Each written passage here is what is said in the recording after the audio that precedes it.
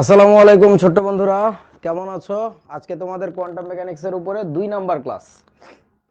অনেক জরুরি ক্লাস, অনেক ইম্পর্টেন্ট ক্লাস। সো আজকে মূলত রাদারফোর্ড পরমাণু মডেল আর বোর নিয়ে হালকা কথা হবে, আর থমসন নিয়ে একটু কথাবার্তা বলবো। থমসন বইয়ে নাই, বই এ নাই, বাট এটা ঠিক মতো একটু না বুঝলে বোরটা বোঝা, সরি রাদারফোর্ডটা বোঝাটা একটু কষ্ট। কারণ হচ্ছে থমসনের মডেলকে চ্যালেঞ্জ করে বাজারে আসছিল হচ্ছে রাদারফোর্ডের মডেল। সো তোমার যদি আগেরটা জানা না থাকে এটা ঠিক মতো বুঝবা না, দ্যাটস আমরা এটা পড়াই, বইয়ে নাই। আচ্ছা, so NAM NAM NAM NAM পরমাণু মডেল নামে পরিচিত। আচ্ছা, তো কারা কারা প্রপোজ করছে দেখো। প্রথমত জন ডাল্টন দিছে, এটা আমাদের সময়কার ক্লাস 9-10 এর বইতে আমরা পড়তাম, এখনকার বইতে আর নাই। তো এই মডেলটা আসলে পরমাণু মডেল বলা যায় না, এটা পদার্থর গুণবাচক একটা মডেল ছিল, যেখানে তোমার আলোচনা করা হয়েছিল যে একই ধরনের পদার্থের পরমাণুগুলো সব একই রকম হবে। কমেন্ট অফ করে দাও। আর ভিন্ন ধরনের পদার্থের পরমাণুগুলো ভিন্ন রকম হবে, ভিন্ন ভর বিশিষ্ট হবে। পরে দেখা গেল যে কথাটা ঠিক না। কারণটা হচ্ছে একই পদার্থের পরমাণুগুলো ভিন্ন ভিন্ন ভরযুক্ত হইতে পারে। তো আমরা ওই জিনিসগুলোকে কি বলি জানো? আইসোটোপ বলি। যে একই পদার্থ, হাইড্রোজেন সবই, বাট তার ভর ভিন্ন। তো এই কারণে আর কি মডেল, আসলে এটা মডেলের জাতের মধ্যে পড়ে না, এটা জাস্ট পদার্থের গুণবাচক একটা কথা ছিল। পরে আসলো থমসনের মডেল। এটা হচ্ছে এক্সপেরিমেন্ট বেসড, এটা হচ্ছে কনসেপ্ট বেসড ছিল, কনসেপচুয়াল। এইটা হচ্ছে তোমার এক্সপেরিমেন্ট বেসড, এক্সপেরিমেন্ট, এক্সপেরিমেন্টাল লিখে দিলাম, এক্সপেরিমেন্টাল ছিল। তারপরে তোমার এই যে ভদ্রলোক আর্নেস্ট রাদারফোর্ড, এই মডেলটাও তোমার বলা যায় যে এক্সপেরিমেন্টাল, এটাও এক্সপেরিমেন্টাল, এক্সপেরিমেন্টাল। আর তারপরেরটা বোরের যে মডেল, এইটা তোমার কি জানো? এটা হচ্ছে পস্টুলেট বেসড, পস্টুলেট বেসড। গতদিন মনে হয় আমি একটু পস্টুলেট কি বুঝাইছিলাম, আবারও বলতেছি। পস্টুলেট হচ্ছে স্বীকার্য, স্বীকার্য মানে আমি তোমাকে এটা প্রমাণ দেখাইতে পারবো না, বাট তুমি যদি আমার কথা শুনে নাও, তুমি যদি আমার কথা মেনে নাও, তাহলে তুমি অনেক মিল খুঁজে পাবা আর কি। হ্যাঁ, যেমন ধরো কোন একটা রুমে এসে, কোন একটা রুমে তোমার নানু বসেছিল, তাকে কিডন্যাপ করে নিয়ে গেছে একটা প্রাণী, ধরে নিয়ে গেছে, তুলে নিয়ে গেছে।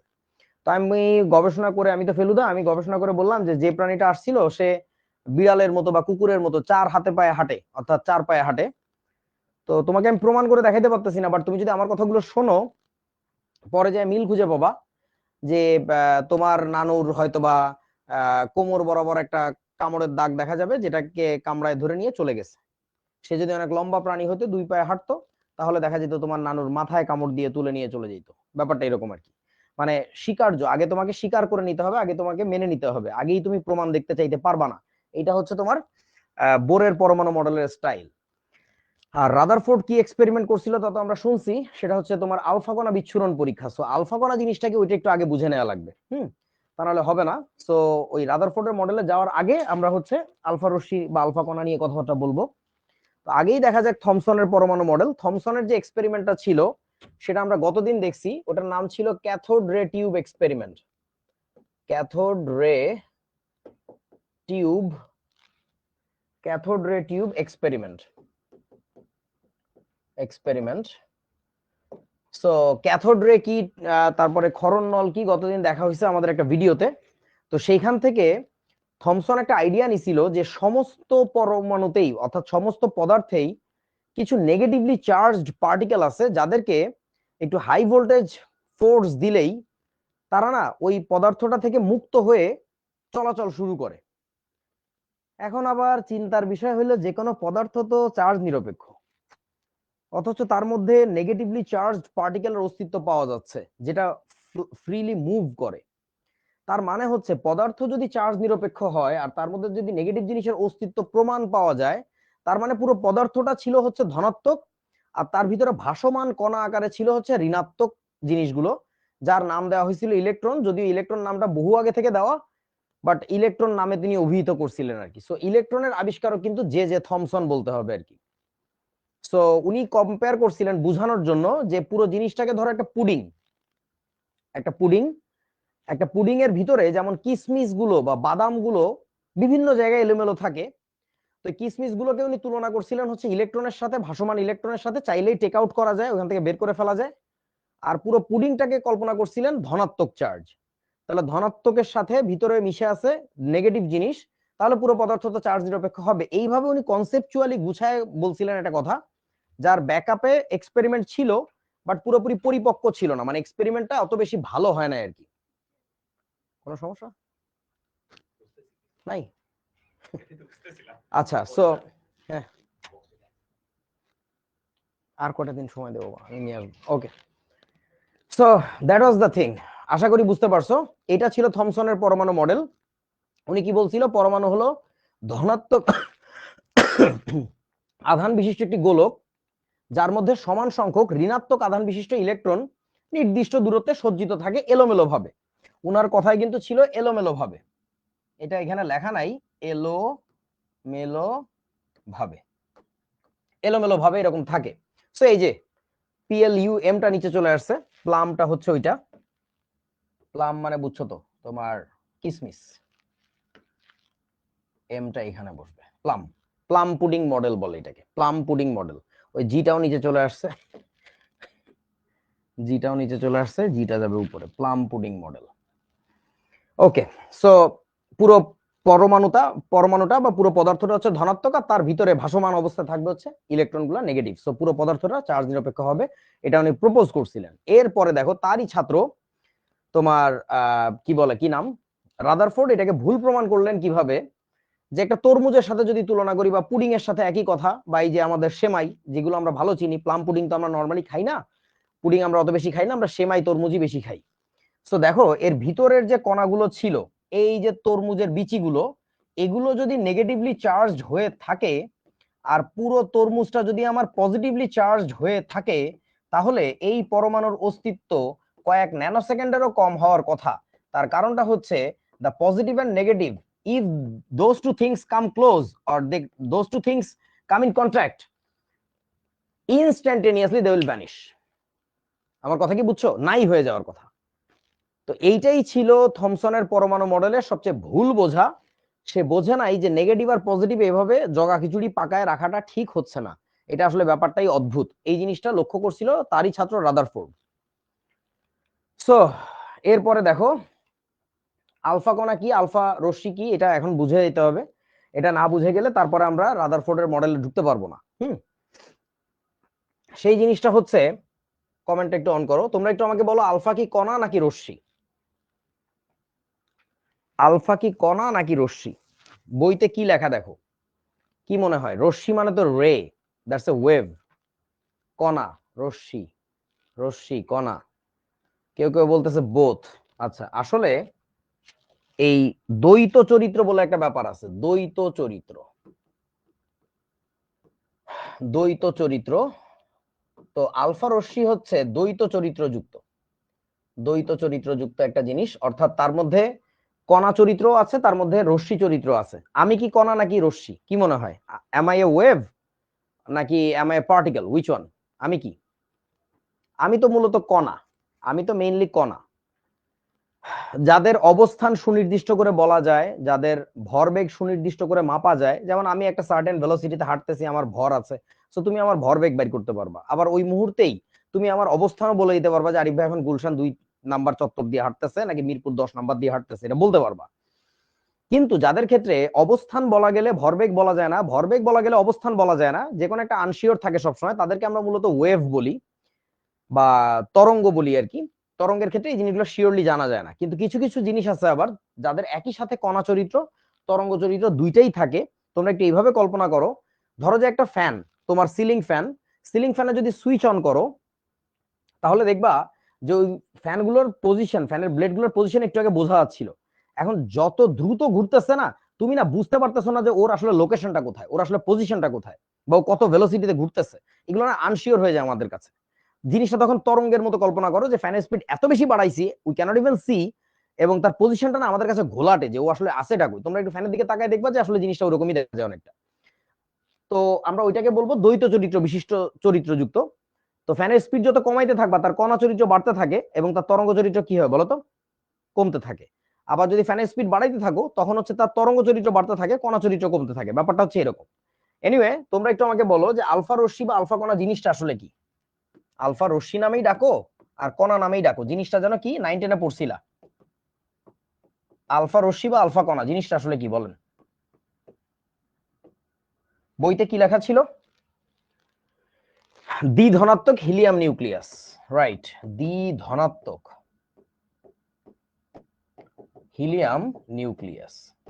এখন কথা হচ্ছে হিলিয়াম নিউক্লিয়াসে কি থাকে সেটা জানার বিষয়। সেটা হলো, এইটা তোমার একটা হিলিয়াম পরমাণু ধরো, তাহলে তার কেন্দ্রে কি থাকবে? 2টা প্রোটন আর 2টা নিউট্রন, আর বাইরে দিয়ে থাকবে হলো তোমার 2টা electron, and that's what we call alpha ray, তাই না? না, এটাকে আসলে হিলিয়াম পরমাণু বলে যখন তুমি এই জিনিসটাকে তাড়ায় দিতে পারবা, যখন তুমি এই বাইরে থাকা জিনিসটা তাড়ায় দিতে পারবা, শক্তি স্তরে যে ইলেকট্রনটা আছে তখন যেটা পড়ে থাকবে এটাকে মূলত বলা হচ্ছে আলফা রশ্মি। এই জন্য বইতে বলে দ্বিধনাত্মক, কারণ এটা 2টা চার্জ, এটা 2 পজিটিভ 2 প্লাস চার্জ আর কি, কারণ 2টা প্রোটনের চার্জ 2 প্লাস। সো এই জিনিসটাকে বলা হচ্ছে হিলিয়াম নিউক্লিয়াস, সরি আলফা রশ্মি। তবে তোমরা এখন থেকে আর এই সংজ্ঞাটা দিবা না, এটা একটা ভুল সংজ্ঞা, এটা আর দিবা না। দ্বিধনাত্মক হিলিয়াম নিউক্লিয়াস বলবা না, তোমরা এখন থেকে কি বলবা জানো? বলবা এটা একটা কম্পোজিট কণিকা। কম্পোজিট মানে কি? মাল্টিপল পার্টিকেলের সমন্বয়ে যারা গঠিত তাদেরকে বলে কম্পোজিট কণিকা। এটা এমন একটা কম্পোজিট কণিকা, একটি কম্পোজিট কণিকা, কম্পোজিট কণিকা যা 2টি প্রোটন ও 2টি নিউট্রন দ্বারা গঠিত। 2টি নিউট্রন এর সমন্বয়ে গঠিত, এটা বলবা। এখন এটা বলা আর ওইটা বলার মধ্যে ডিফারেন্সটা কি, কাহিনীটা একটু বোঝো। দ্বিধনাত্মক হিলিয়াম নিউক্লিয়াস বলা যাবে না। কেন বলা যাবে না? শোনো, একটা গল্প শোনো। ধরো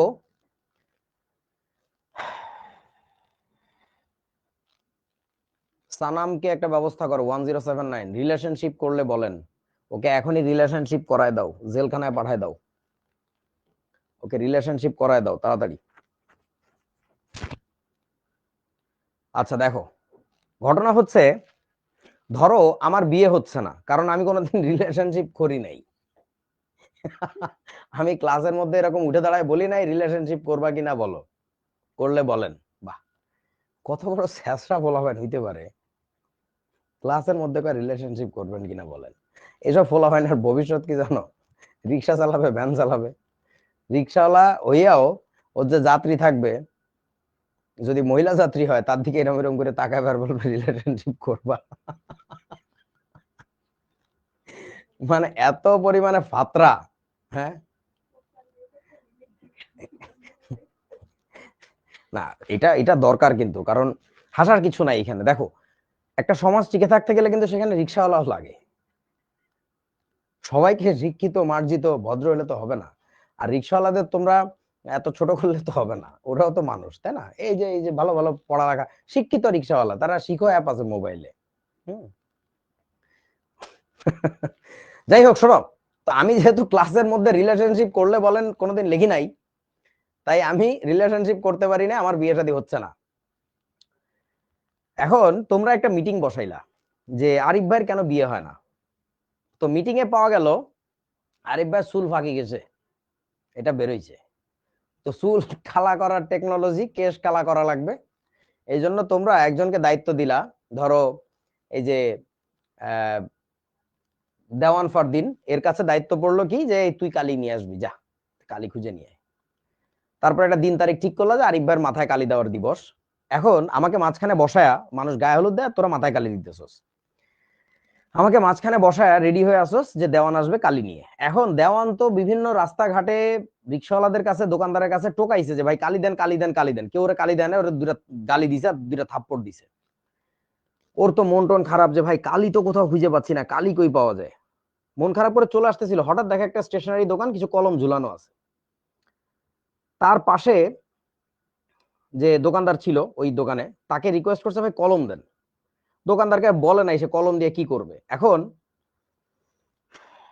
সে ওই কলম কিনে এনে আমাকে বসায়া আমার মাথার উপরে কলম ভাঙছে এক একটা, এটা বসায়া হাতুড়িতে পিড়ায়া ভাইঙ্গা কালি ফেলাইতেছে। আমার কথা বুঝছো? তো এর মধ্যে আবার তোমাদের ওই প্রোগ্রামে, কালিদান প্রোগ্রামে, ধরো এই যে কি বলে, তনু আসছে তনুর ছেলেকে নিয়ে। তো তনুর ছেলে, হুম, তোমাদের এখানে যে তাহমিদ আছে ওকে বলতেছে যে চাচু চাচু কালি কি, তোমরা যে বলতেছো কালি, কালি প্রদান, কালি কি? তো তখন ওই তাহমিদ ব্যাখ্যা করতেছে, বাবা শোনো, স্টেশনারি দোকানের কলম ফাটাইলে যে বস্তুটা বের হয় তাকে কালি বলে, এটা হচ্ছে কালির সংজ্ঞা। ছেলে তো বললো আচ্ছা এটাকে তাহলে কালি বলে চাচু, ওকে ঠিক আছে। তোরা আমাকে বল কালির সংজ্ঞা কি ঠিক আছে না ঠিক নাই? সে কি ভুল কিছু বলছে নাকি সঠিক বলছে বলেন? কেন ভুল বলছে? সঠিক বলছে তো, কলম ফাটাইলে কালি পাওয়া যায় না? যায় তো, কিন্তু সমস্যাটা কোথায় জানো? ওই বাচ্চাটা সারা জীবন ভুলের মধ্যে থাকবে। তার যখনই কোনো কাজে কালি প্রয়োজন হবে তখনই সে স্টেশনারি দোকান খুঁজবে, সেখান থেকে কালি কিনে, কলম কিনে নিয়ে আসবে, এনে কলম ফাটায় কালি বের করবে।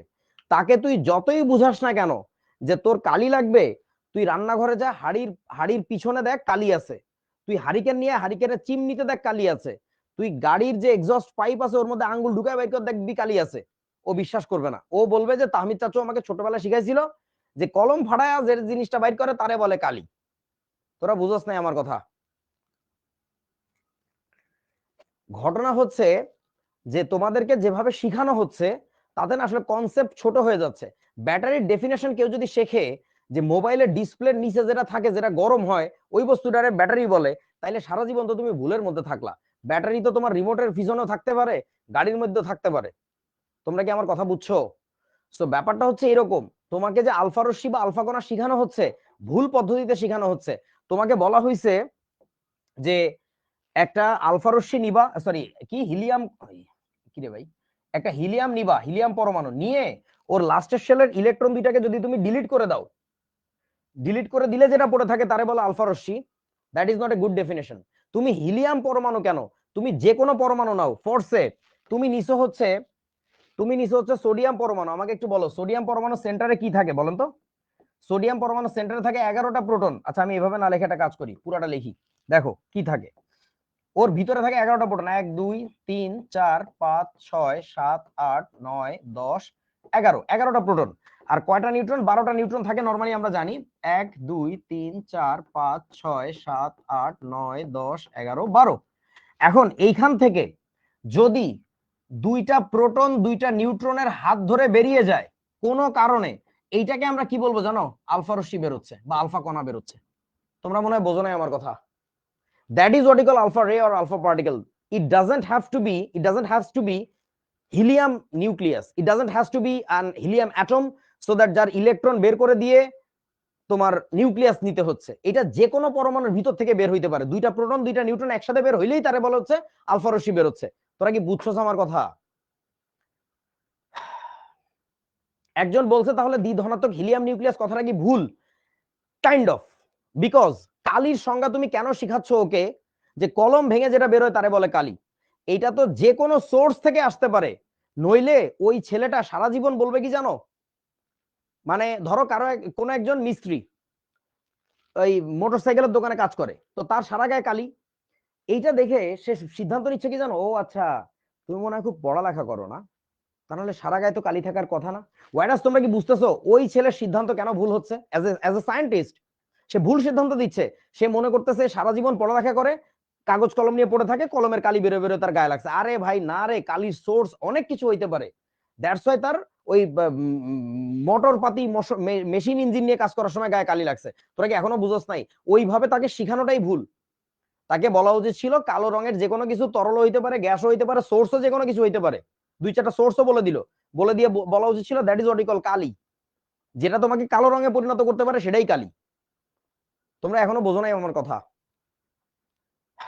এবং এই এই বুলশিটটা আমাদের বইয়ের মধ্যে থাকে, শুধু বইয়ের মধ্যে না, তুমি গুগল সার্চ দাও, সারা দুনিয়া দেখবে মোস্টলি এই কথাটাই বলে, যেটা একটা খুবই ভুল পদ্ধতি, যেটা একটা খুবই ভুয়া পদ্ধতি, এইভাবে বলাটাই ঠিক না। ঠিক আছে? কম্পোজিট মানে কি? কম্পোজিট শব্দের অর্থ হচ্ছে, তোমরা কম্পোজিশন লেখো না, রচনা, রচনা। কম্পোজিট মানে কি? কোন একটা কিছু কম্পোজ করা, কোন একটা কিছু সম্পাদিত করা, বিভিন্ন জায়গা থেকে এনে অ্যাড করা, এটাকে বলে কম্পোজিট। সো ওইটাকে কেন কম্পোজিট কণিকা বলতেছি? মৌলিক কণিকা কাকে বলে? ইলেকট্রন, প্রোটন, নিউট্রন, এই তিনটাকে বলে মৌলিক কণিকা, যদি এরা মৌলিক না, যাই হোক কিছু না।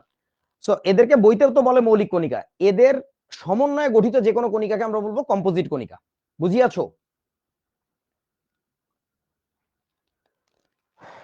So that is the fact, that is the fact. আমরা এখন থেকে তাহলে আলফা রশ্মি কি বা আলফা কণা কি, তোমাকে যদি কেউ জিজ্ঞাসা করে আলফা রশ্মি বা কণা, তুমি বলবা একটা কম্পোজিট কণিকা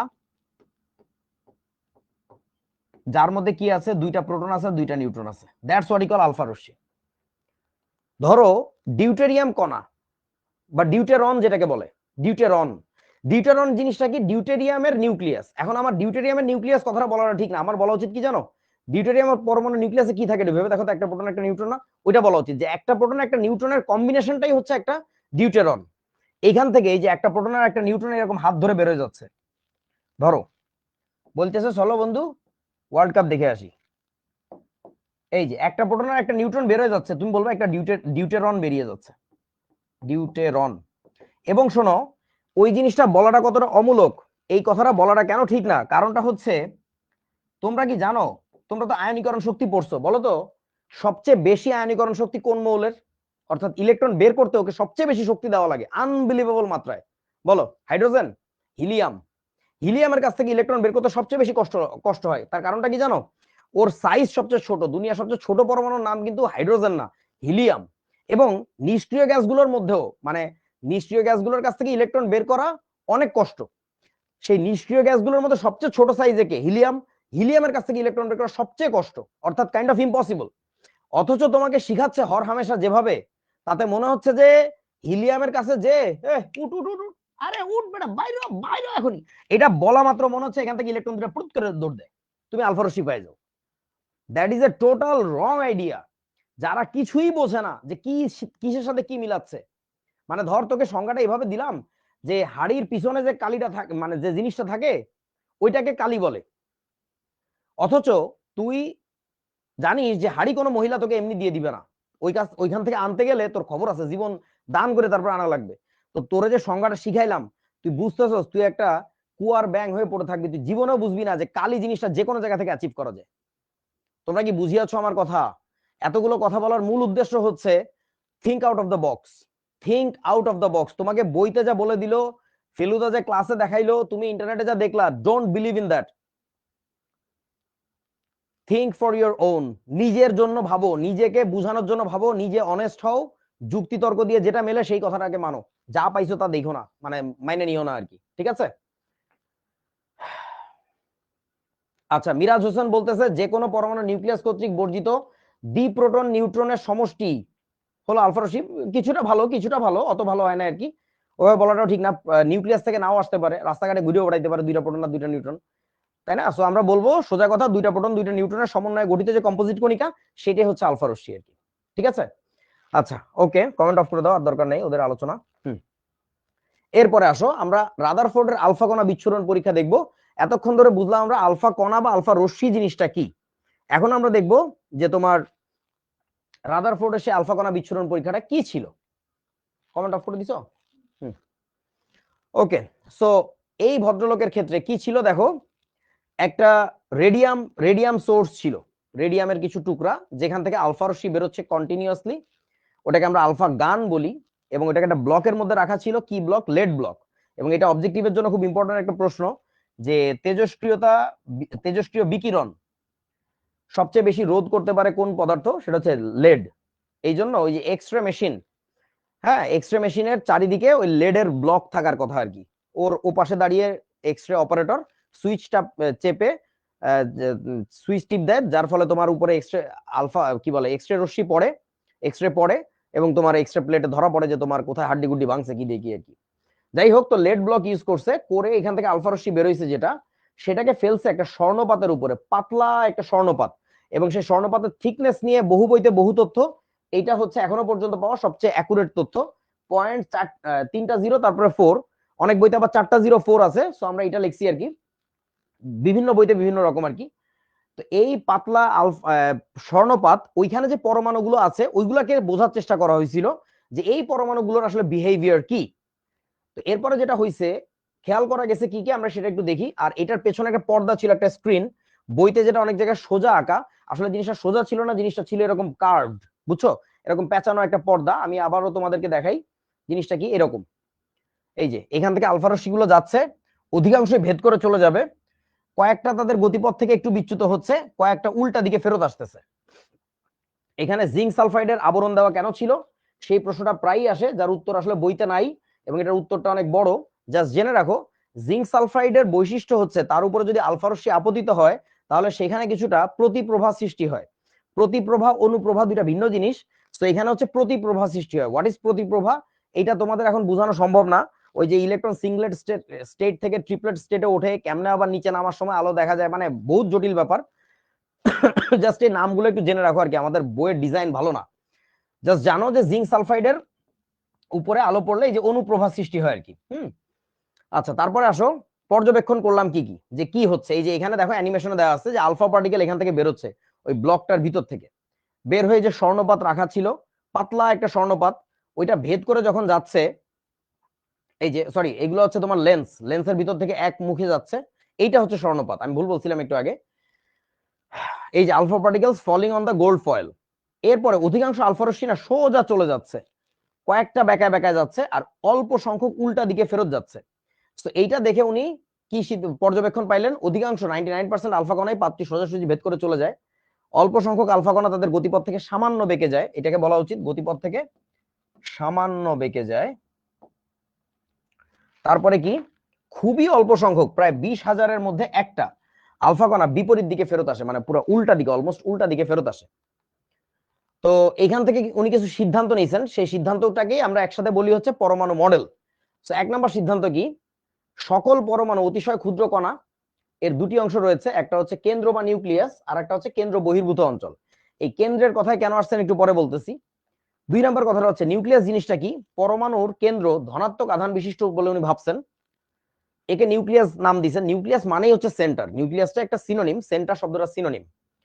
এর আয়তন পরমাণুর আয়তনের তুলনায় অত্যন্ত ক্ষুদ্র।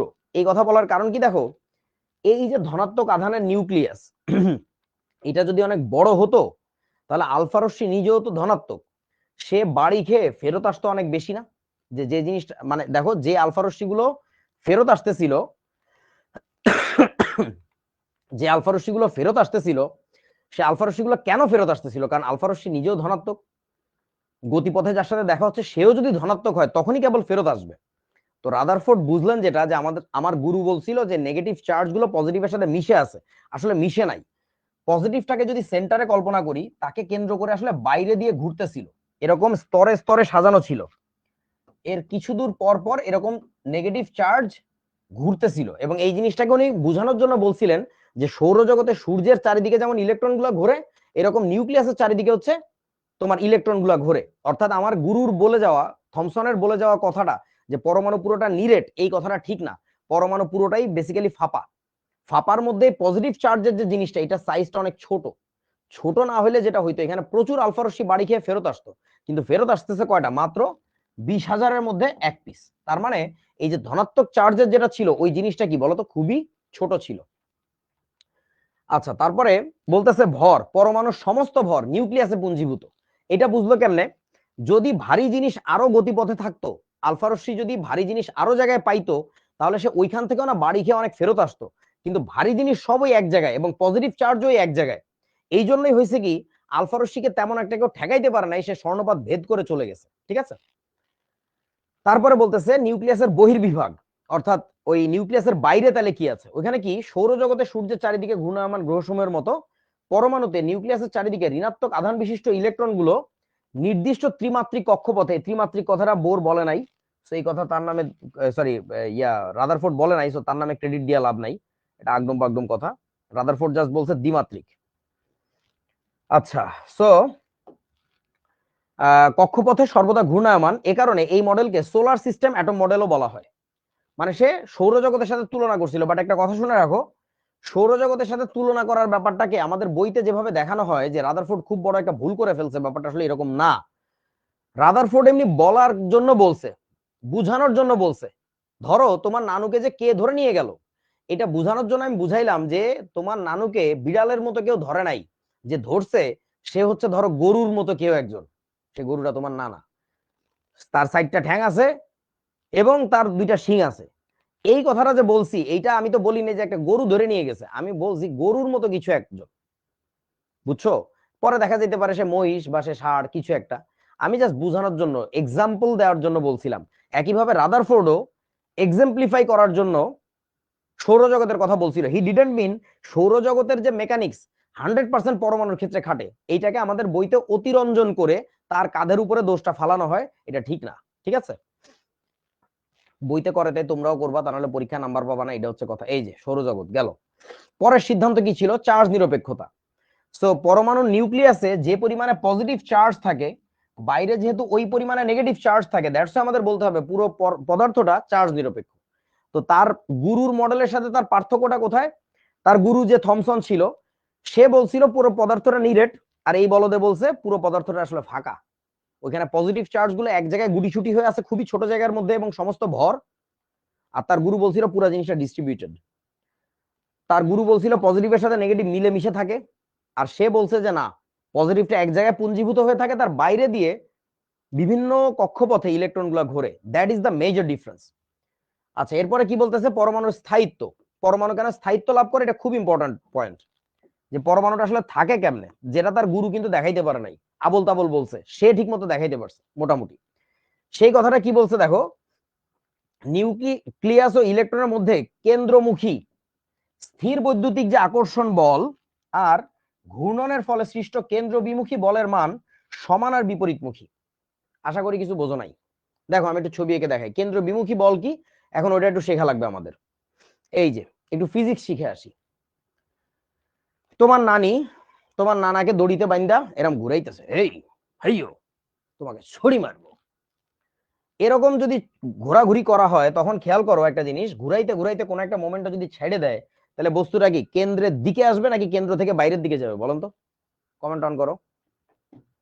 এরকম কোন বস্তুকে তুমি যদি ঘুরাইতে থাকো, ঘুরাইতে ঘুরাইতে যদি ছেড়ে দাও, তাহলে বস্তুটা কোন দিকে যাবে? বাইরের দিকে যাবে। এই যে বাইরের দিকে যাইতে চাচ্ছে এই বলটাকে, তার মানে এর উপরে কন্টিনিউয়াস একটা বল কাজ করতেছে যেটা বাইরের দিকে টানে থাকে। তো সেই বাইরের দিকে চলে যাওয়ার যে বল, এটাকে আমরা বলি কেন্দ্র বিমুখী বল। যে কোনো ঘূর্ণায়মান বস্তুরই এই বলটা আছে, কেন্দ্রের বাইরের দিকে চলে যেতে চায়। সেটা হচ্ছে দেখো, কেন্দ্রের বাইরের দিকে যে যেতে চায় তার একটা ভালো উদাহরণ এই যে মোটরসাইকেল চালাইতেছে তোমার নানা, দেখছো?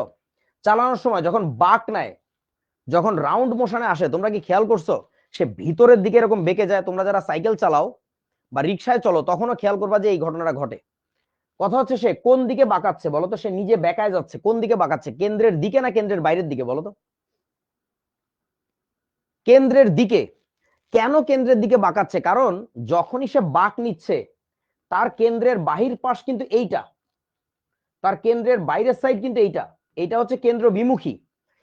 ঘূর্ণনের ফলে কেন্দ্র বিমুখী যে বলটা তার উপরে চলে আসতেছে, এইটাকে মিটিগেট করার জন্য, এটাকে প্রশমিত করার জন্যই সে ডানে হেলে আছে। সে যদি ডানে না হেলে, সে কিন্তু ছিটকে পড়ে যাবে বাইরের দিকে। তোমরা কি বুঝিয়াছো আমার কথা? আবারও বলছি, ঘোরানোর সময়, ঘোরার সময় তার উপরে কেন্দ্রের বাইরের দিকে বল কাজ করতেছে। সে যদি ঠিকঠাক মতো রাস্তায় থাকতে চায়, তাহলে তাকে কেন্দ্রের দিকে নিজেকেই হেলে থাকতে হবে, না হেলে থাকলে সে চলে যাবে ওদিকে। তোমরা দেখবা ওই যে খবরে মাঝে মধ্যে বলে, আগে অনেক বেশি বলতো নাকি এখনো বলে, আমি সম্ভবত খবর শুনি না বলে জানা হয় না আর কি, তোমাদের বসে থাকতে প্রচুর সংবাদ শুনতাম আমরা টিভিতে, প্রায়ই বলতো যে হাইওয়েতে এই বাস নিয়ন্ত্রণ হারিয়ে খাদে পড়ে গেছে। তোমরা যদি ওই ওই অ্যাক্সিডেন্ট গুলো ভিজিট করতে যাও, তখন দেখবা যেটা, ধরো বাঁক নিচে হচ্ছে এরকম সোজা যাচ্ছিল, হঠাৎ ডানে বাঁক নিচে, মানে কেন্দ্রটা তার ডান দিকে, তাহলে বাসটা পড়বে কোন দিকে জানো? ডানের দিকে নাকি বামের দিকে বলো তো? মানে নর্মালি কোন দিকে পড়ে? কোন দিকে? বাম দিকে পড়বে, কারণ কেন্দ্রের বাইরের দিকে পড়ে, সে নিয়ন্ত্রণ হারায় কেন্দ্র বিমুখী বলের কারণে ছিটকে চলে যায়। ঠিক আছে, তো তাকে হচ্ছে ডানে হেলে থাকতে হয়। এই কারণে কি করে জানো? ও মানে মোটরসাইকেল তো চাইলে 2 চাকার উপরে কাইট হয়ে যেতে পারে, গাড়ি তো আর কাইট হয়ে যেতে পারে না যে 2 চাকার উপরে গাড়ি চলতেছে। এই জন্য কি করে জানো, রাস্তাকেই কাট করে দেয়। রাস্তা দেখবা যে কেন্দ্রের বাইরের দিকে উঁচা থাকে, কেন্দ্রের কেন্দ্রের দিকে হচ্ছে নিচু করা থাকে, এটাকে ব্যাংকিং বলে। তোমরা কি ফিজিক্সে পড়ছো এখনো ব্যাংকিং কোন? হ্যাঁ। সো ঘটনা হচ্ছে এইটাই আর কি। তারপরে দেখো আরো এক্সাম্পল আছে এখানে, খুবই সুন্দর এক্সাম্পল। তোমরা কি এই বস্তু দূর এই বস্তু দেখছো, এই বস্তুগুলো দেখছো, এটা কি জানো? এইটাকে বলা হচ্ছে মৃত্যুকূপ। গ্রামে গঞ্জে এখনো অনেক জায়গায় সার্কাস হয়, তাদের ওখানে দেখা যায়। সো মৃত্যুকূপে এই গাড়িগুলো কিভাবে ভার্টিক্যাল তলের উপরে এরকম চলতে পারে, এটা একটু খেয়াল করো তো। এই কণাগুলোকে চিন্তা করো, এই মোটরসাইকেল গুলোকে চিন্তা করো, মানে কোন একটা বৃত্তের উপরে ঘূর্ণায়মান একটা বিন্দু। তো সে যখন প্রচন্ড গতিতে ঘোরে, তার কেন্দ্রের বাইরের দিকে চলে যাওয়ার একটা প্রবণতা তৈরি হয়। এই প্রবণতার কারণে সে মূলত সারফেসের সাথে লেগে থাকে। তোমরা বোঝো না আমার কথা? মুভিতে দেখছো? আচ্ছা। So that's what you call centrifugal force. আর কিছুই না, কেন্দ্র বিমুখী বল। এখন চলো আমরা একটু ফিজিক্স পড়ি। সেটা হচ্ছে, আমাদের এখন একটা বৃত্ত লাগবে। বৃত্ত এখানে কিভাবে আঁকে? এই যে বৃত্ত হয়েছে তো সৌন্দর্য, কিন্তু কালি এরকম কেন? আর একটা বৃত্ত আঁকি। এই যে খুবই সুন্দর বৃত্ত, প্রচন্ড তো হইল না। এটা আন্ডু করা যায় না, না মোছাও যাইতেছে না, কি একটা বিপদ। ও যাইতে আছে, হ্যালো, হ্যাঁ গেছে। শেপস সার্কেল, হ্যাঁ। তো দেখো এই যে ধরো তোমার একটা বৃত্ত, জানি না সুন্দর হয়েছে কিনা, হয়েছে আর কি। সেই বৃত্তের এইটা হচ্ছে কেন্দ্র, কেন্দ্র থেকে এরকম একটা দাগ টানলাম, আর এখানে একটা বস্তু ছিল, এই বস্তুটাই ঘুরতেছে। তো ঘূর্ণনটা ধরো অ্যান্টি ক্লকওয়াইজ এরকম এইদিকে ঘুরতেছে, আর এটা তার কেন্দ্র। তাহলে এখন কি হবে, এই বস্তুটার উপরে যে মেকানিক্সটা কাজ করতেছে সেটা একটু আমরা দেখি। এর উপরে কেন্দ্র বিমুখী একটা বল কাজ করতেছে, যেটাকে আমরা বলবো সেন্ট্রিফিউগাল ফোর্স। এটাকে আমরা বলবো হচ্ছে সেন্ট্রিফিউগাল, FUGAL, সেন্ট্রিফিউগাল ফোর্স। বাংলায় বলে কেন্দ্র বিমুখী বল, কেন্দ্রের বাইরের দিকে। এটাকে আমরা FCF দিয়ে প্রকাশ করব, FCF। আর কেন্দ্রের ভিতরের দিকে তো নিশ্চয়ই একটা ফোর্স কাজ করতেছে, নইলে তো সে কই যাইতো তার ঠিক নাই, বাইরেই চলে যেত। সো কেন্দ্রের দিকে যে ফোর্সটা কাজ করতেছে, কেন্দ্রের দিকে যে ফোর্সটা কাজ করতেছে, আমরা চলো ওইটার একটা নাম দেই। ওইটাকে আমরা নাম দিয়ে ফেলি FCP, centripetal force. Centripetal, PETAL, centripetal force. সংক্ষেপে বলবো আমরা এটাকে FCP। সো একটা একটা একটা সাকসেসফুলি ঘূর্ণায়মান বস্তুর, মানে যে বস্তুটা সাকসেসফুলি ঘুরতে পারতেছে, তার জন্য আমরা কি বলতে পারি দেখেন তো, FCP ইকুয়াল টু FCF। এটা কি বলা যায়? FCP ইকুয়াল টু FCF, যে তার কেন্দ্রের বাইরের দিকে চলে যাওয়ার প্রবণতা যেটা, কেন্দ্রের ভিতরের দিকে আসার প্রবণতা একই, যার ফলে সে ব্যালেন্স করে এখানে ঘুরতেছে। এখন এই যে FCF, এইটার মানটা তোমাদেরকে ফিজিক্সের ভাইয়ারা ক্যালকুলেট করা শিখাবে। তারা বলবে এটার মান হচ্ছে mv²/r। যেক্ষেত্রে এমটা কি, এই যে যে বস্তুটা ঘুরতেছে তার ভর হচ্ছে m, ভিটা হচ্ছে তার ভেলোসিটি, যে ভেলোসিটিতে ঘুরতেছে, আর আরটা হচ্ছে তোমার কি, যে পথে সে ঘুরতেছে সেই পথের ব্যাসার্ধ, mv²/r। আর এইখানে যে FCPটা দেখতে পাচ্ছ, সেই FCPটা না এক এক সময় এক এক জায়গা থেকে সাপ্লাইড হয়। যেমন ধরো দড়িতে বেঁধে কোনো ঢিল যদি তুমি ঘুরাও, সেই ক্ষেত্রে বলতে পারবা এই সেন্ট্রিপেটাল যে ফোর্সটা, অর্থাৎ কেন্দ্রমুখী বল, এটা সাপ্লাই কোথা থেকে আসে, মানে এটা কে সাপ্লাই দেয় বলতে পারবা? কার কাছ থেকে আসে কেন্দ্রমুখী বলটা? হাত বলতেছো একজন, ম্যান নিজে। হ্যাঁ তোমাদের কনসেপ্ট ঠিক আছে, বাট ওইটাকে আমি এক্স্যাক্টলি, আমাদের হাতের কাছ থেকে ওই ফোর্সটা আসে। দড়িটা যখন তুমি ঘুরাবা দেখবা তোমার হাত ধরে টান দেয়, বাইরের দিকে টান দেয়, তোমার হাত উল্টা দিকে টাইনে ধরে রাখে। সো ওই জিনিসটাকে আমরা এখন বলবো হচ্ছে সুতার টান। সো এটাকে আমরা বলবো টি, সুতার টান, ইকুয়াল টু mv²/r। এটা হচ্ছে কাদের জন্য? এই সমীকরণটা প্রযোজ্য হবে হচ্ছে যদি সুতায় বেঁধে কোনো বস্তুকে ঘুরানো হয় এরকম উলম্ব তলে, সরি আনুভূমিক তলে। কিন্তু যদি এই জিনিসটাই তোমার পরমাণুর ক্ষেত্রে যাও, তখন একটু ভিন্ন হবে। কি ভিন্ন হবে দেখো, সেটা হচ্ছে, আমরা এখানে কি নতুন স্লাইড নেওয়া যায়? কেমনে ফরওয়ার্ড দিলে চলিয়ে কিভাবে আসবে? কোথায় এক্সিটে যায়? এখান থেকে এখানে? ও আচ্ছা, নিউ স্লাইড না? বাহ সৌন্দর্য, ঠিক আছে। তাহলে আরো একটা স্লাইড নেই আমরা। নিউ স্লাইড, জোস। এখন আমরা এটাকে কি করব, এখানে অস্থির টেকনোলজি। দেখো এবার আমরা লিখবো হচ্ছে পরমাণুর জন্য, ওইটা এতক্ষণ বুঝলাম সুতায় বেঁধে কোনো বস্তু ঘোরানোর জন্য, এবার লিখবো পরমাণুর জন্য। আচ্ছা পরমাণুর জন্য পরে লিখি। এবার দেখো সৌরজগতের জন্য, সৌরজগতের জন্য, জগতের জন্য যদি সৌরজগতে কোনো গ্রহ ঘুরতে থাকে তার জন্য আমাদের মেকানিক্সটা কেমন হবে একটু ভাবো। ধরো এটা তোমার একটা কক্ষপথ, তো সূর্য ছিল তো মাঝখানে কেন্দ্রে, সূর্য কেমনে আঁকে, এই যে সূর্য, সূর্যি মামা, আর এইটা হচ্ছে তার ব্যাসার্ধ, এইখানে একটা গ্রহ ছিল, এই গ্রহর ভর হচ্ছে ছোট হাতের এম, এই সূর্যের ভর হচ্ছে বড় হাতের এম, তাই না? তো এই বস্তু হচ্ছে অ্যান্টি ক্লকওয়াইজ ঘুরতেছিল, কল্পনা করো। এর জন্য আমাদের কি হবে, এফসিএফ ইকুয়াল টু এফসিপি। তাহলে আমরা লিখতে পারি এফসিএফ ইকুয়াল টু হচ্ছে এফসিপি। তো এখন দেখো তার এফসিএফ এর মানটা কত, half M, sorry half M V square কেন লিখলাম, এত গতিশক্তি বাই করতেছি। সূত্রটা কি ছিল জানি আমাদের, এম ভি স্কয়ার বাই আর, কেন্দ্র বিমুখী বল, ইকুয়াল টু এফসিপি, কেন্দ্রমুখী বল যেটা। কেন্দ্রমুখী বলটা সাপ্লাই হয় কোথা থেকে বলতে পারবা, যে এখন কেন্দ্রমুখী বল পাচ্ছে কোথায়, এখানে তো গ্রহটা তো সূর্যের সাথে দড়ি দিয়ে বাঁধা নাই, তাহলে এটা এটা কোথা থেকে আসে বলো, সান থেকে আসে। তো এটা কি বল, ওটা কি বল বলো তো, ওটা কি ধরনের বল, gravitational force, right. So gravitational force কেমনে ক্যালকুলেট করে, বড় হাতের জি, বড় হাতের এম ইনটু ছোট হাতের এম ডিভাইডেড বাই কি হবে, আর স্কয়ার। তো দেখো কেন্দ্র বিমুখী বল যেটা, এটা always M V square by R, এটা নিয়ে কোনো টেনশন নাই। কিন্তু কেন্দ্রমুখী বল যেটা, আগে কেন্দ্রমুখী বল আসতেছিল কোত্থেকে, সুতার টান থেকে, এটাকে বলা হচ্ছে সুতার টান। সুতার টান আগে কেন্দ্রমুখী বল সাপ্লাই দিচ্ছিল, এখন কেন্দ্রমুখী বল সাপ্লাই দিচ্ছে কে দেখেন তো, মহাকর্ষ বল। এটা কিন্তু সেই কেন্দ্রমুখী বল যেটা সাপ্লাই দিচ্ছে মহাকর্ষ বল। মহাকর্ষ অভিকর্ষ যার নামে ডাকো, অভিকর্ষ বলে বেসিক্যালি, পৃথিবী যেহেতু আছে, পৃথিবী না যে কোনো গ্রহ বললে তো মহাকর্ষ হয়ে যাবে আর কি। আচ্ছা এবার আসো, এখন যদি আমি আরেকটা কন্ডিশন কনসিডার করতে বলতাম, যেটা হচ্ছে পরমাণুর জন্য,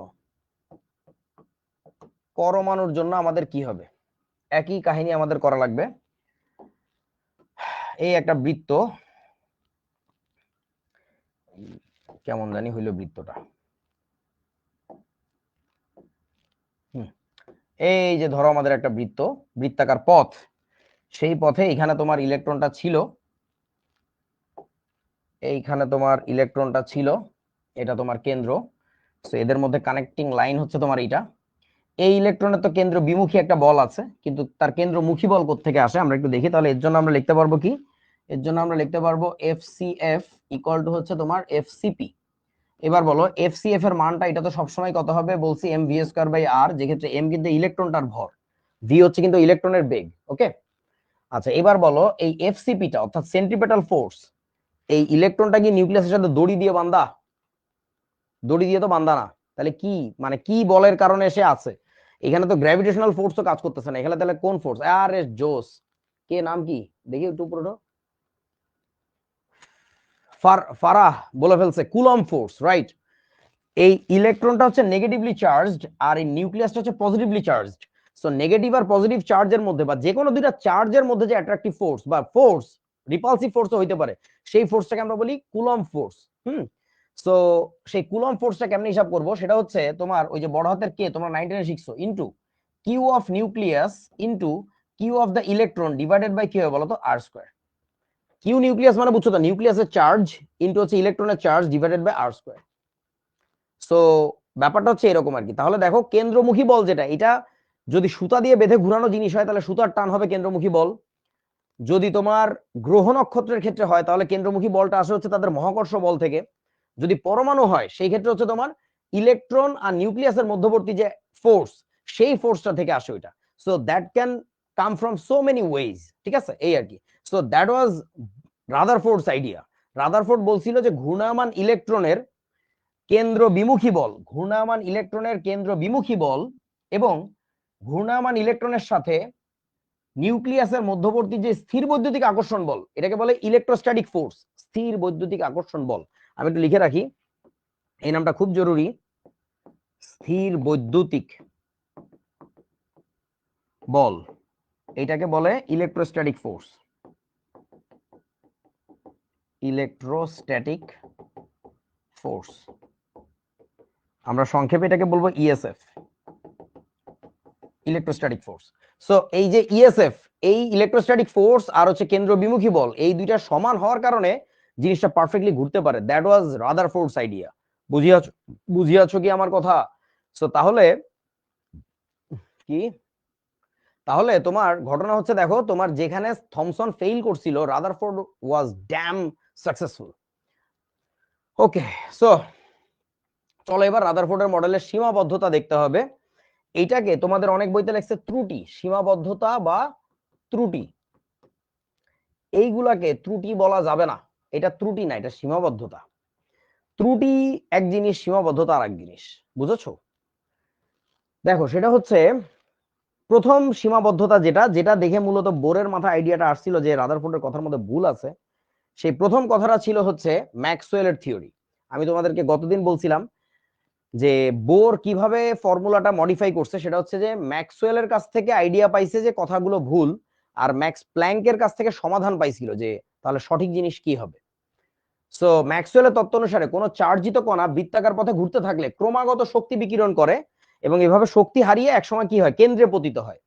তো রাদারফোর্ডের মডেলে কি বলছে, ইলেকট্রন তো ঘুরতেছে ঘোরে ঘোরে, এরকম যদি ঘুরতেই থাকতো নরমালি যে কোনো চার্জের মতো, তাহলে তার তো এনার্জি রেডিয়েট করার কথা, করে এসে ঘুরতে ঘুরতে একসময় কি হবে, কেন্দ্রে পড়ে যাবে। অর্থাৎ এই মডেলের কথাবার্তা ঠিক নাই। বুঝিয়াছো? আচ্ছা, সো প্রথম সীমাবদ্ধতা এটা, এই যে ইলেকট্রন ঘুরতে ঘুরতে ঘুরতে কি করার কথা, নিউক্লিয়াসে পড়ে যাওয়ার কথা। বাস্তবে তো এরকম পড়ে না, এই যে, অর্থাৎ নর্মাল রোটেশন না। এটা আমরা বুঝতে পারতেছি যে ইলেকট্রনের রোটেশন নর্মাল রোটেশন না। এরকম দেখো রেডিয়াসটা ছোট হইতে হইতে একসময় কই পড়ে যাওয়ার কথা, কেন্দ্রে পড়ে যাওয়ার কথা। ঠিক আছে? আচ্ছা, তারপরে আসো সীমাবদ্ধতা 2। এই মডেলটি চিরায়ত বলবিদ্যার উপর প্রতিষ্ঠিত। চিরায়ত বলবিদ্যা মানে সোজা কথা ক্লাসিক্যাল মেকানিক্স, যেটা আমি তোমাদের গতদিনও বলছি। একটা হচ্ছে ক্লাসিক্যাল ফিজিক্স, একটা হচ্ছে modern physics. So classical physics অনুযায়ী কথাগুলো মোটামুটি ঠিক আছে, কিন্তু কোয়ান্টাম মেকানিক্সে যখন ঢুকবা সেইখানে দেখবা যে অনেক ঝামেলা হয়, মানে অনেক কথার সাথে মেলে না আর কি। ঠিক আছে? যেমন ইলেকট্রনের ওইখানে কণা ধর্ম বিবেচনা করা হয়েছে, এটা একটা গুরুত্বপূর্ণ অবজেক্টিভ। কোন একটা বোর্ডে আসছিল যে রাদারফোর্ডের মডেলে ইলেকট্রন গুলোকে কি হিসাবে বিবেচনা করা হয়েছে, আনসার হচ্ছে কণা হিসাবে। বাট বাস্তবে এখন দেখা যায় যে ইলেকট্রন গুলোর আসলে কণা ধর্মের চেয়ে তরঙ্গ চরিত্রটা অনেক বেশি প্রবল। তরঙ্গ চরিত্রটাই বেশি। সো উনি হিসাব নিকাশ দেখাইছে হচ্ছে কণা চরিত্রের জন্য, বাট বাস্তবে তো জিনিসটা আসলে অনেক বেশি তরঙ্গ ধর্মের। সো এইটার নিয়ে কোনো আলোচনা করা হয় নাই। 3 নম্বর কথা, এই মডেলটিকে সৌরজগতের সাথে তুলনা করা হয়েছে, যা যুক্তিসঙ্গত নাই নয়। এই কথাগুলো পুরো বোগাস কথাবার্তা, মানে এটা বলাটাই উচিত না। কেন বলা উচিত না বুঝছো? ওই ভদ্রলোক কিন্তু সৌরজগতের সাথে 100% মিল বলে নাই। সে জাস্ট বুঝাইতে চাইছিল যে জিনিসটা, ধরো আমি তোমার বললাম যে একটা লাঠি দিয়ে ওর মাথায় বাড়ি মারছে কেউ একজন, তো লাঠিটা কেমন, আমি বললাম বোতলের মতো। মানে আমি তোমার জাস্ট জিনিসটা বুঝানোর জন্য বলছিলাম, আই ডিডন্ট মিন যে জিনিসটা বোতল। তো আমাদের দেশের স্যাররা এবং দুনিয়ার সবাই মোটামুটি এই কাজটাই করে, এই এই ন্যাক্কারজনক কাজটা করাটা উচিত না আর কি। হ্যাঁ, মানে ধর ব্যাপারটা এরকম, এমন এমন কথা বলে, তাতে মনে হয় যে ধর কেউ একজন এসে বলবে কোন একদিন, আমার মনে হয় বাংলাদেশের আরো 5, 7, 10 বছর পরে কোন একটা বই বেরোবে, সেই বইয়ের মধ্যে লেখা থাকবে যে রাদারফোর্ডের মডেলের ত্রুটি সমূহ। তো 1, 2, 3, 4, 5 করে অনেকগুলো লিখবে, এইসব লিখবে আগডুম বাগডুম, লেখার পরে তারপর বলবে যে 8 নম্বর পয়েন্ট, যে এই মডেল দ্বারা করোনা ভাইরাসের টিকা বানানো যায় না, এইটা এই মডেলের একটা সীমাবদ্ধতা। 9 নম্বর পয়েন্টে লিখবে এই মডেল দ্বারা ক্যান্সারের রোগ সারাই করা যায় না। সো এটা আর একটা সীমাবদ্ধতা। রে বলদ রে, এ যখন মডেল দিছে এর এত উদ্দেশ্য ছিল নাকি? তুই এর উদ্দেশ্য শুনবি তারপরে বলবি সীমাবদ্ধতা। তুই সে সফল না ব্যর্থ, এটা তো তোর ডিপেন্ড করে তোর টার্গেটের উপরে। ইতা তো তোরে প্রাইমারি আইডিয়া দিতে চাইছিল যে পরমাণু জিনিসটা আসলে কেমন, সেটা তো গভীরে যাইতেই চায় নাই। তুই ইতারে না জোর করি তোর লেভেল অফ এক্সপেকটেশন উঠাইছিস অনেক উপরে। এখন তার কথার সাথে তোর পছন্দ হইতেছে না বলে তুই বলতেছিস এ তো একটা ছ্যাঁচড়া। এ ছ্যাঁচড়া হইলো করতে, তুই ছ্যাঁচড়া বেটা, গরু ছাগল। যাই হোক, কথাগুলো ইম্পর্টেন্ট। সেটা কি, গ্রহের সাথে তুলনা করা অন্যায় কেন? একটা গ্রহ আর একটা গ্রহকে আকর্ষণ করে, কিন্তু এই গ্রহের জায়গায় যদি তুমি ইলেকট্রন কল্পনা করো, ইতারা তো একজন আরেকজনের ঢেলাঢেলি করে, বিকর্ষণ করে, তাই না? কারণ দুইটাই কি নেগেটিভলি চার্জড। সো হিসাব নিকাশ আসলে মেলে না। মেলে না কারণ তুমি তার সব হিসাব নিকাশ ওইভাবে মিলানোর চেষ্টা করতেছো। ও তোমার খালি শেপটা বোঝানোর চেষ্টা করছিল যে সৌরজগতে যেমন প্রতিটা গ্রহের একটা কক্ষপথ আছে, প্রতিটা ইলেকট্রনেরও এরকম কক্ষপথ আছে, আর আলাদা আলাদা কক্ষে ঘরে বলে টাকবুতা খায় না। এইটুকু বলতে চাইছে। এখন তুই ওরা ছাই দিয়ে দিচ্ছ, তুই এটা কেন বললি, তুই এটা বললি কেন, তোকে এখনই জবাব দিতে হবে। আরে ভুল হয়ে গেছে, আমাকে ক্ষমা করে দে বাবা, আমাকে ক্ষমা করে দে, গরু ছাগল। আসো পরের কথা, পারমাণবিক, এই যে দেখছো পারমাণবিক বর্ণালী ব্যাখ্যা তো তার উদ্দেশ্য ছিলই না। পারমাণবিক বর্ণালী ব্যাখ্যা করতে চাইছে বোর, তুই তারে যায় ধর যে তোর বর্ণালীর ব্যাখ্যা এরম কে ওইরম কে। তুই এখন বোরের মডেল দিয়ে পারমাণবিক বর্ণালীর ব্যাখ্যা করতে পারিস বলে সেই জিনিসটা যে রাদারফোর্ডের মডেলের একটা ত্রুটি হয়ে যাবে, এইটা কেন? এইটা তো হওয়া উচিত না। যাই হোক, লেখে তোমরাও লেখো, বইতে লেখছে তাই আমরা কপি করে নিয়ে আসছি। ঘূর্ণনরত ইলেকট্রনের কক্ষপথের আকার আকৃতি সম্পর্কে কোনো ধারণা দেওয়া হয়নি। আরে ভাই, আমি তো ধারণা দিতে চাইও নাই, আমি খালি বুঝাইতে চাইছি জিনিসটা এমনি ঘুরে। আই তো বলতে চাই নাই, তুই এত কিছু চাইতেছিস কেন আমার কাছে? R I P Rutherford, rest in peace. তোর ভুল হয়েছে এই দেশে আইসা এই দেশের মানুষজনের কাছে এই মডেল পড়াইতে যাওয়া। আচ্ছা, তারপরে কি বলছে, একাধিক ইলেকট্রন বিশিষ্ট পরমাণুতে ইলেকট্রনগুলো কিভাবে নিউক্লিয়াসকে কেন্দ্র করে পরিভ্রমণ করে সে সম্পর্কে কোনো ধারণা দেওয়া হয়নি। উফ, আমি তো চাই নাই, আমি তো দিতে চাইও নাই। আমার মডেল তো এমনি তোরে সাদা সিধা একটা আইডিয়া দিতে চাইছে যে পরমাণু জিনিসটা আসলে কেমন। তার একটা কেন্দ্র আছে যেখানে সমস্ত ধনাত্মক, সমস্ত ভর, বাইরে দিয়ে ইলেকট্রন ঘুরি বেড়ায়। কেমনে ঘুরি বেড়ায়? আরে ওই যে সৌরজগৎ দেখছো তো, ওইরকম করে ঘুরি বেড়ায়, শেষ। এই সিম্পল কথাটা কইতে যায় বিপদে পড়ে গেছে, এখন তারা সবাই ছাই দিয়ে দিচ্ছে, তুই কেন এটা বললি, কেন এটা বললি না? তোর কথা দিয়ে, তোর থিওরি দিয়ে কেন করোনার রোগের টিকার ভাইরাস বানানো যায় না? উফ, আয় কই যাইতাম। তোরা কি বুঝছস আমার কথা? উফ, I feel really sad for Rutherford. লোকটা কি বিপদে পড়ছে, খেলা শেষ। হায় হায়, আমি তো আরো বড় শক খাইলাম। রাদারফোর্ডের কি শক খাইছে, আমি এখনই আরো বড় শক খাইছি। ক্লাস কেমনে শেষ হয়ে গেল? অনেক হাসছি, দাঁড়ার একটু কেশে নেই এবার। হ্যাঁ, আচ্ছা চল আমরা একটু বোরের মডেলটা পড়ে নেই, সময় আছে এখনো অনেক। বোরের মডেল লেখো, তা নাহলে আগামী ক্লাসে আবার অনেক চাপ যাবে আর কি। আমি ভাবছি এটাতে অনেক সময় লাগবে না, তোরা তো সব বুঝে গেছিস তাই ধুম ধারাক্কা হয়ে গেছে। দুঃখিত ছোট্ট বন্ধু। নিউ স্লাইড, কি টেকনোলজি শিখাইলি আমারে অনন্যা, নাইস।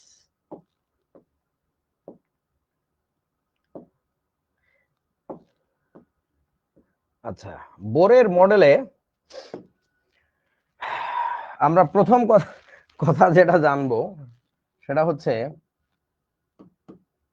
বোরের পরমাণু মডেল জিনিসটা কি বেসড বলতো? স্বীকার্যের উপর ভিত্তি করে, স্বীকার্য নির্ভর।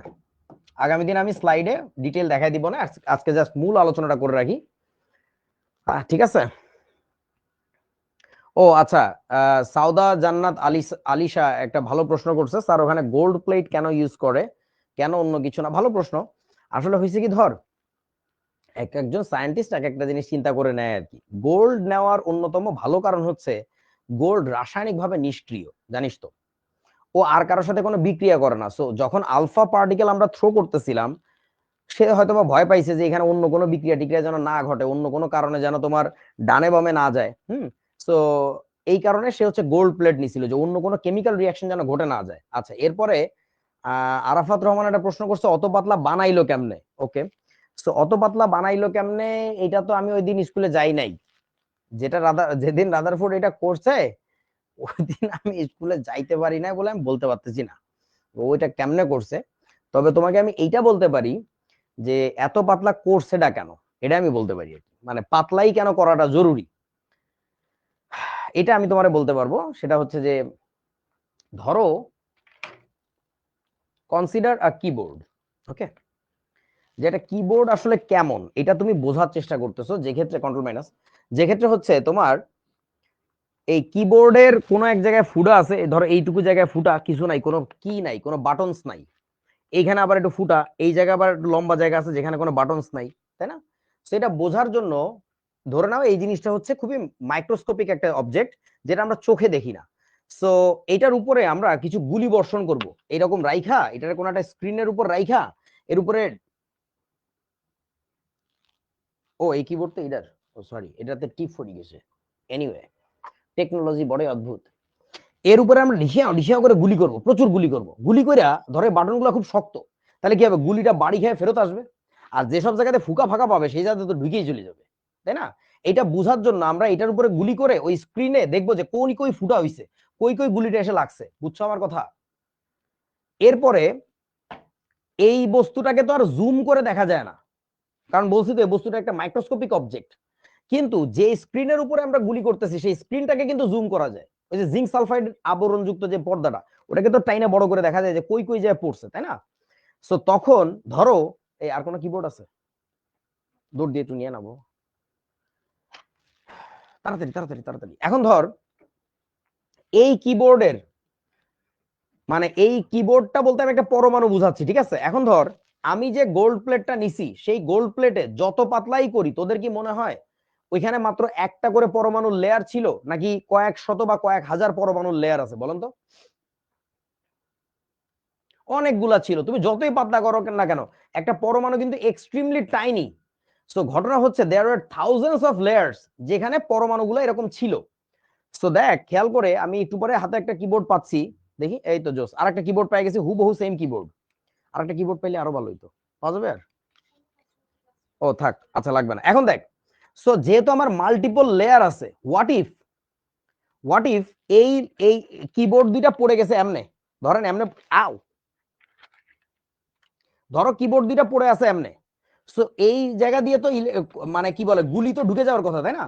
কিন্তু এই জায়গা দিয়ে কিন্তু গুলি ঢুকে স্ক্রিনে লাগবে না, তার কারণটা হচ্ছে এর যেখানে নরম, ঠিক পেছনের লেয়ারের ওই জায়গা কিন্তু শক্ত, ওই জায়গা কিন্তু বাটনস আছে। তোরা কি বুঝছ না আমার কথা? So we had to take as much thin as possible, যত পাতলা করে নেওয়া যায় তত ভালো, যত পাতলা করবা তত এই 3-4 লেয়ার পরমাণু না থাকে, সেখানে মাত্র কি এক লেয়ারের ধারে কাছে কিছু একটা আসবে আর কি। So that's what he tried, যে যত পাতলা করে পারা যায়।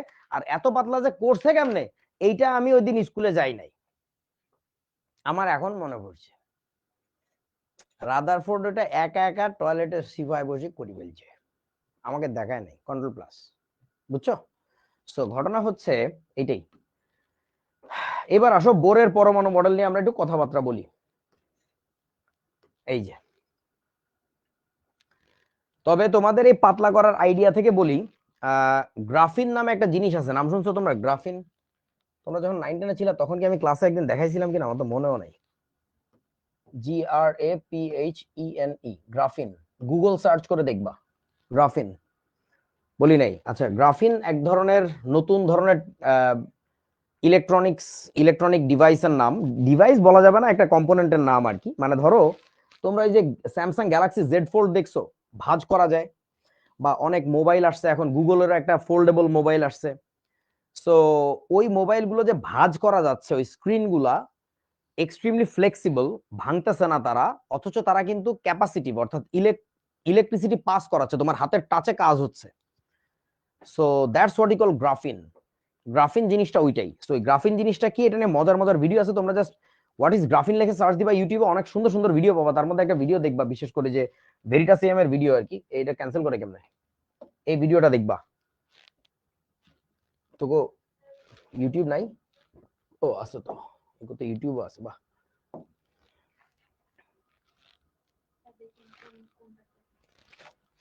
ও ক্লাসরুম 1 এটা, ইউটিউব। তোমরা একটা ভিডিও দেখবা, বলে দিচ্ছি, এটা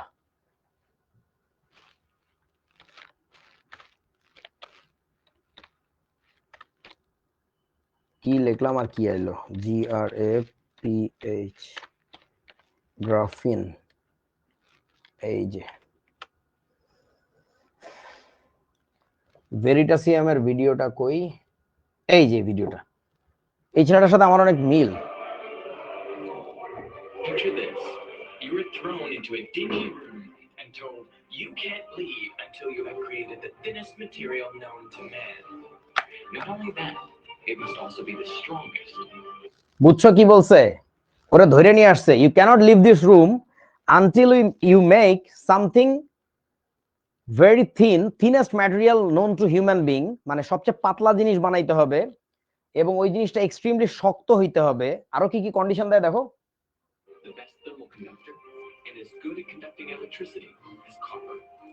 বলছে ওই জিনিসটা থার্মাল কন্ডাক্টিভিটি ভালো হইতে হবে, অর্থাৎ তাপ তাপ পরিবাহ করতে ভালো হইতে হবে, এবং তার ইলেকট্রিক্যাল কন্ডাক্টিভিটি অর্থাৎ তড়িৎ পরিবাহিতা কপারের তামার মতো ভালো হইতে হবে। এইগুলো বানানোর আগে তুমি এই রুম থেকে বাইরে দিতে পারবা না। এই যে ভদ্রলোকটা দিয়ে অভিনয়টা করাচ্ছে সে কিন্তু নিজে একজন প্রফেসর ফিজিক্সের, আর ও নিজেও ফিজিক্স গ্রাজুয়েট এই ছেলেটা।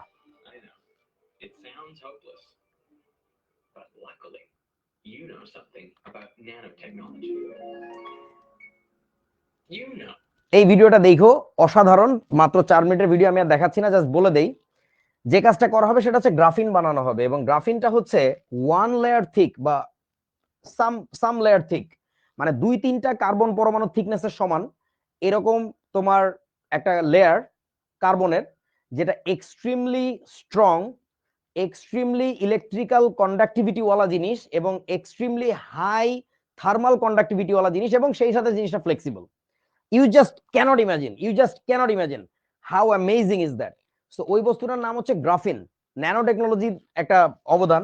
এখন ওই গ্রাফিন জিনিসটা, হ্যালো, নষ্ট হয়ে গেছে, এগুলা নষ্ট হয়ে গেছে সব,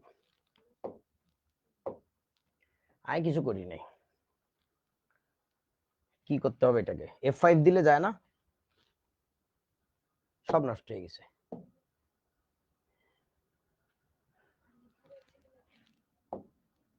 এটা ক্লোজ করে দেই, সেভ করি এখন, পরে আবার ওপেন হবে, ওর মধ্যে দাগাদাগি থাকবে তো।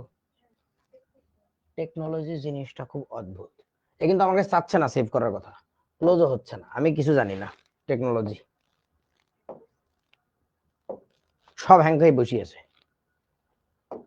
আচ্ছা এটা হইতে থাকুক, আমি তোমাদেরকে ঘটনাটা বলি, টেকনোলজি ব্যাপারটা কেমন জানি।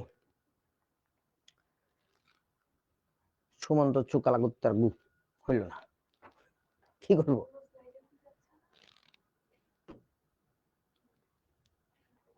এইখানে হ্যাং খেয়ে বসে আছে। আচ্ছা হবে কিছু একটা, শোন, সমস্যা নেই। এখন ঘটনা হচ্ছে এইগুলা কেন বলতেছি, গ্রাফিনের কথা কি বলতেছিলাম, কোথা থেকে গেলাম, এই কি থেকে গেছিলাম মনে করে দে। থিনেস্ট ম্যাটেরিয়ালে আমি যে লাভ কি, ও পাতলা কেন নিছে, পাতলা হইলে তখন এরকম 1 লেয়ার 2 লেয়ার থিকনেসে গেলে তখন ম্যাটেরিয়ালের অন্যরকম প্রপার্টি দেখা যায়, ঠিক আছে, এই আর কি। তাবাসসুম মাহি এতক্ষণ পরে ঘুম থেকে উঠে এসে কয় স্যার আলফা পরীক্ষার লাভ কি, ওরে গরু রে, আলফা কণা বিচ্ছুরণ পরীক্ষাটা না করলে তুই বুঝতি কেমনে যে পরমাণুর ভিতর অধিকাংশ জায়গা ফাঁকা, সেখানে পজিটিভ চার্জ একসাথে আছে ভারী একটা জায়গায়, এগুলো তো কিছু বোঝার উপায় ছিল না তো। আচ্ছা সঠিক পুরুত্ব কত, এই দিন আমি স্কুলে যাই নাই তো বললাম, তো আমি জানি না। কিছু কিছু বইতে লেখা 0.304, কিছু বইতে লেখা 0.404, তোরা 404 লাগাইস, যা, কোনো সমস্যা নেই, ঠিক আছে। আচ্ছা বেটা কণা দিয়ে করলে কি হতো, বেটা কণা দিয়ে করলে কিছু হইতো না। তোমরা কি একটা মজার তথ্য জানো, এটা দুনিয়ার কেউ জানে বলে মনে হয় না, খুবই কম লোক জানে। এই আলফা রশ্মি, বেটা রশ্মি, গামা রশ্মি, এই এই কণাগুলোর নাম দিছে কেটা জানো? রাদারফোর্ড। রাদারফোর্ড নিজে, তার এগুলা নিয়ে গবেষণা ছিল, বিস্তর গবেষণা। তো তার জাস্ট মনে হয়েছে আলফা রশ্মি নিবো আর কি। বেটা রশ্মির অনেক ঝামেলা আছে, আলফা রশ্মির চেয়ে বেটা রশ্মি অনেক বেশি ফাস্ট, অনেক বেশি লাইট, অনেক বেশি ভেদন ক্ষমতা যুক্ত। তো আলফা রশ্মি একটা মিডিয়াম জিনিস, যাকে দিয়ে, যাকে থ্রো করলে আমরা ভালো করে বুঝতাম যে কে ওকে ঠেকাচ্ছে আর কে ওকে পাস হইতে দিচ্ছে। বেটা রশ্মি একেবারে সাই সাই করে ভেদ করে চলে যেত, ওরে ঠেকানোর মতো কেউ ছিল না। সেই জন্য হয়তো বেটা রশ্মি নেয় নাই, অনেক কারণে হইতে পারতো। গামার অবস্থা তো আরো বাজে, গামার স্পিড কিন্তু আরো বেশি, এবং আলফা বেটা গামা এই নামকরণ গুলোর কারণ কি জানো, ওদের স্পিড। আলফা রশ্মির যে স্পিড, বেটার স্পিড আরো বেশি, গামার স্পিড আরো বেশি, নাম দিছিল হচ্ছে এরকম আর কি। এই কারণে কি করা যাবে এটাকে, কই ও ঘুমায়, এটা তো মিনিমাইজও হইতেছে না। আমরা তাহলে ভিডিওটা দেখি ফেলি।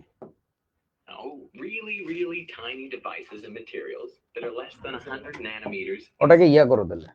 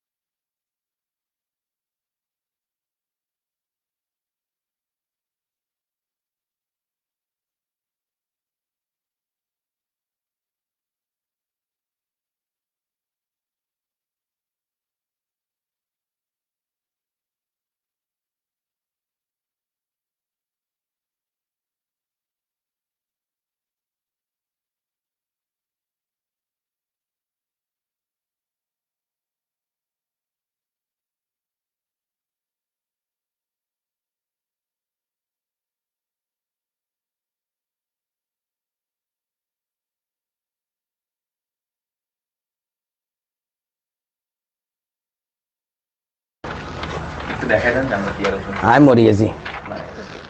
আচ্ছা দেখো ছোট্ট বন্ধুরা, তো যাই হোক অনেক আলোচনা হইলো, একটু টেকনিক্যাল গ্লিচের পরে চলে আসলাম আবার।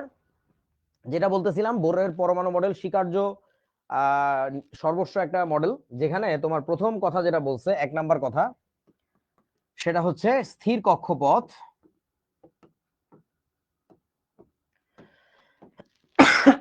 বা শক্তি স্তর সম্পর্কিত স্বীকার্য। স্থির কক্ষপথ, খেয়াল করো রাদারফোর্ডের যে কক্ষপথের ধারণা ছিল সেই ধারণা অনুযায়ী নরমালি যদি ইলেকট্রন ঘুরতো তাহলে কিন্তু সে ঘুরে পড়ে যেত, অর্থাৎ তার কক্ষপথগুলো না স্থির থাকতেছে না, তার কক্ষপথগুলো অস্থির। এইখানে বোর আইসা বলছে কক্ষপথগুলো এরকম হইলে হবে না, কক্ষপথ মানে অরবিটস মাস্ট বি ফিক্সড। তার যদি এখানে ঘোরার অনুমোদন থাকে তাহলে সে কখনো, আবার যদি ধরো এখানেও ঘোরার অনুমোদন আছে, তাহলে সে কখনো ওইখানে ঘুরতে ঘুরতে ঘুরতে ঘুরতে সে এই পথে আসতে পারবে না। তার মাঝখানে এই যে জায়গাটা, এই জায়গার তার অনুমোদন নাই। আমার কথা কি বুঝছো? এইটা হচ্ছে তোমার রাদারফোর্ডের মডেলকে মডিফিকেশন। যে রাদারফোর্ডের মডেলে এই কথাটা বলে নাই, এই কথাটা বলে দেওয়া লাগবে যে নর্মাল একটা চার্জের রোটেশন আর ইলেকট্রনের রোটেশন ভিন্ন।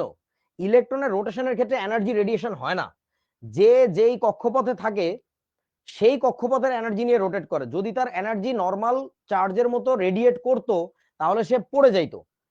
বুঝছো আমার কথা? তার যদি ঘোরার পথের অনুমোদন এই কক্ষপথে দেওয়া হয়, আবার যদি এই কক্ষপথে দেওয়া হয়, তাহলে there will be no allowance, there will be no allowable spaces in between. ওই দুটা কক্ষপথের মাঝে আর কোনো অ্যালাউড জায়গা নাই। সো এইটাকে আমরা বলি স্থির কক্ষপথ। যার একটা নতুন নাম দিলেন এই ভদ্রলোক, বললেন এইটাকে এখন থেকে আমরা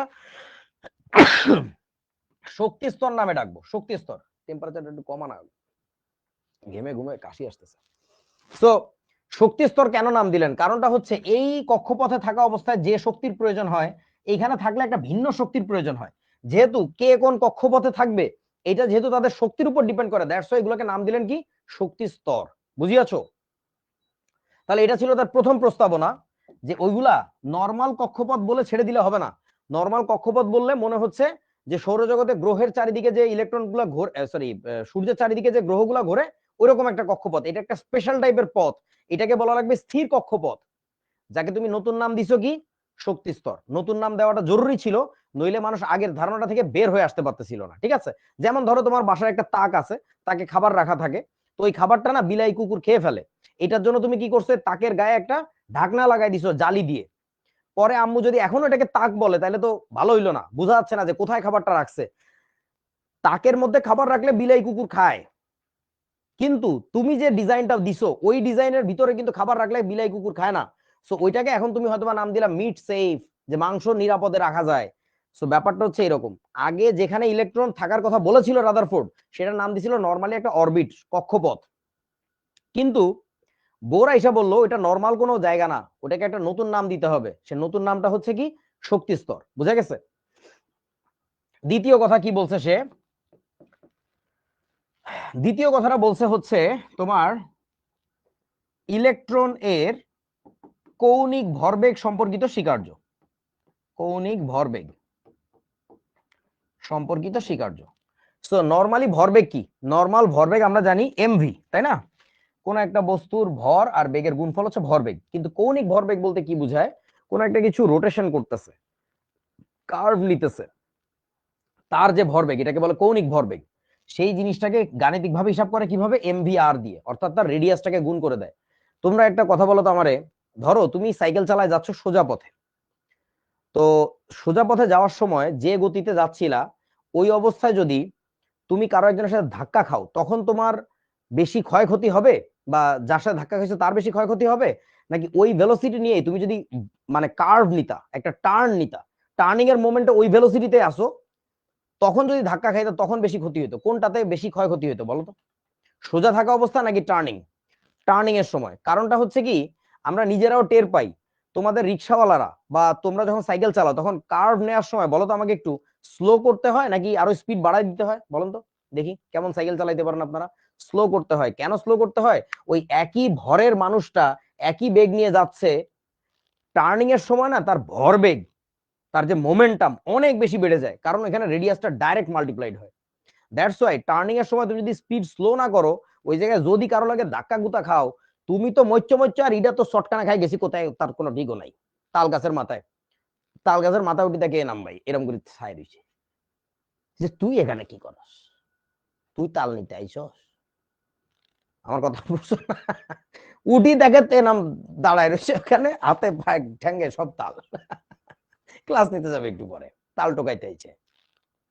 এখন ঘটনা হচ্ছে, এনিওয়ে, কৌণিক ভরবেগ এমভিআর, সেই এমভিআরটা কি হবে উনি বলছে, এমভিআরটা হবে হচ্ছে h/2 পাই এর পূর্ণ গুণিতকের সমান। সে পূর্ণ গুণিতকটাকে উনি বলছিলেন হচ্ছে এন, যে এনটা কিচ্ছু না, কত নাম্বার শক্তি স্তরে ইলেকট্রনটা আছে সেই নাম্বারটা, এবং এই নাম্বারটাকে তখন আমরা বলি প্রধান কোয়ান্টাম সংখ্যা। বুঝিয়াছো? শক্তি স্তরের সংখ্যাটা প্রকাশ করে, আর কিছুই না। আচ্ছা, এরপরে 3 নাম্বার স্বীকার্যটা তার কি ছিল, ইলেকট্রন এর শক্তি শোষণ বিকিরণ